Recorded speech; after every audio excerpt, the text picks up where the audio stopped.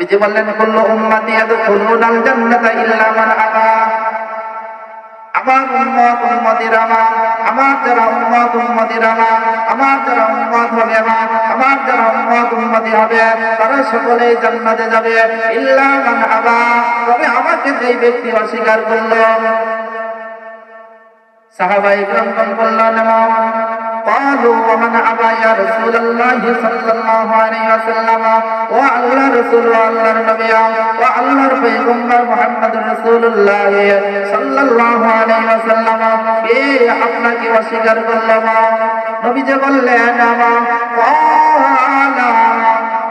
মান আতাআনি দাখালাল জান্নাতা ওয়া মান আসানি ফাকাদ আবা।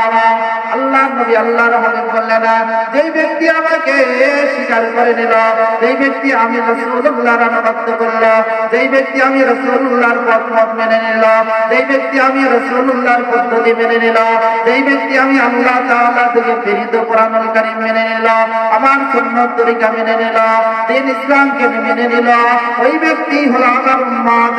আর মেনে নেওয়ার ফলে ওই ব্যক্তি হবে জান্নাতি। আর যেই ব্যক্তি এগুলো মানল না, আল্লাহ পাকের আনুগত্য করল না, মসজিদে আযান হয় নামাজে গেল না, আমি রাসূলের সুন্নাত সে মানল না, ওই ব্যক্তি আমাকে অস্বীকার করল।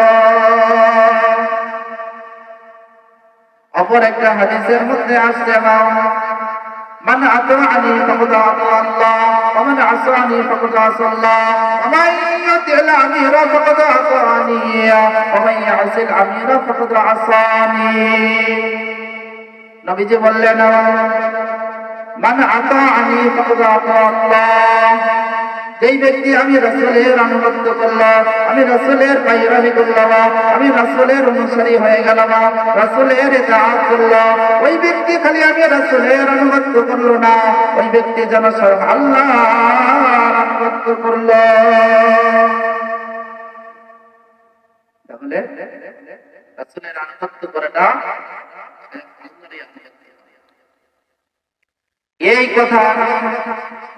এই কথার পরিপ্রেক্ষিতে আমার আল্লাহ রাব্বুল আলামিন কোরআনুল কারীমে সূরা নিসার মধ্যে বলেছেন মাইয়ুতির রাসূলা ফাকাদ আতা আল্লাহ, আমাদের রাসূলুল্লাহ যে ব্যক্তি আনুগত্য করল ফাকাদ আতা আল্লাহ, ওই ব্যক্তি যেন স্বয়ং আমি আল্লাহর আনুগত্য করল। রাসূল বললেন মান আতাআনি ফাকাদ আতা আল্লাহ, যে ব্যক্তি আমি রাসূলের আনুগত্য করলো সে যেন আল্লাহরই আনুগত্য করলো। আল্লাহ বলে দেন হাবিব যে ব্যক্তি আপনার আনুগত্য করলো সে যেন আমি আল্লাহরই আনুগত্য। আনুগত্য ছাড়া জীবন চলে না, আনুগত্য ছাড়া আমি আপনি বাঁচতে পারবো না, আনুগত্য ছাড়া এই দুনিয়া ছেড়ে দিয়ে আমার কোনো লাভ হবে না, আনুগত্য ছাড়া দুনিয়া ছেড়ে যদি আমি আপনি চলে যাই তাহলে আমার স্থানটা জাহান্নাম হয়ে যাবে।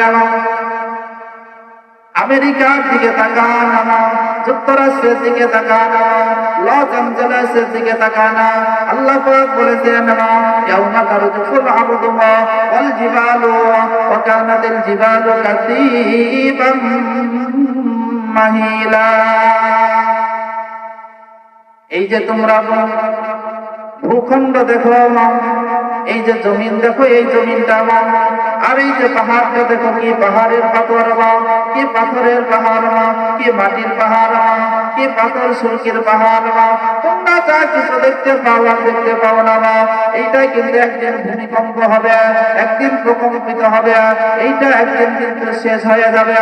তখন এই পাহাড়গুলো ভেঙে ভেঙে টুকরো টুকরো হয়ে বহমান বাতাসের সাথে আমি আল্লাহ তাআলা লিপ্ত করে দেব।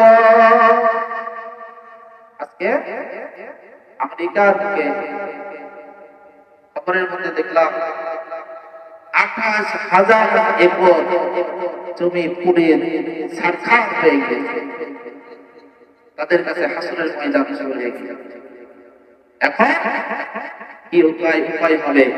তারা কৌশল করলো যে এই যে আমাদের উপর অত্যাচার, এটা কোনো মানুষ করে নাই, আমাদের উপর যে গজব আযাব আল্লাহর পক্ষ থেকে ভূমি থেকে উঠছে, পাহাড় ফেটে ফেটে উঠছে, আগুন দাউ দাউ করে জ্বলছে।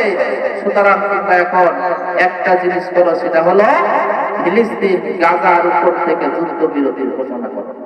তাহলে আল্লাহ হয়তো ওদের ওসিলায় আমাদেরকে মাফ করতে কৌশল অবলম্বন করেছে। কিন্তু তারা মনে রাখতে হবে, ইহুদিরা কোনো সময় মুসলমানদের ভালো চায় না, চায় নাই, চায় না, ভবিষ্যতে চাইবে। যেভাবেই হোক মুসলমানদের ঢুকে কবজার মধ্যে নিয়ে তাদের দ্বারাই ক্ষতি করবে। এখন ইরানের সেনা প্রধানের দ্বারা মুসলমানদেরকে নিজের দেশেই হত্যাকাণ্ড ঘটালো, অথচ সে ছিল ইহুদিদের দালাল। তাকে ধরা করে তাকে গ্রেফতার করেছে। আমাদের মধ্যে কিন্তু এমন কিছু আছে তারা আমাদের থেকে আলাদা নয়, একসাথে থাকে, কিন্তু ভিতরে ভিতরে মুসলমান ইমান ইসলামের ক্ষতি করে।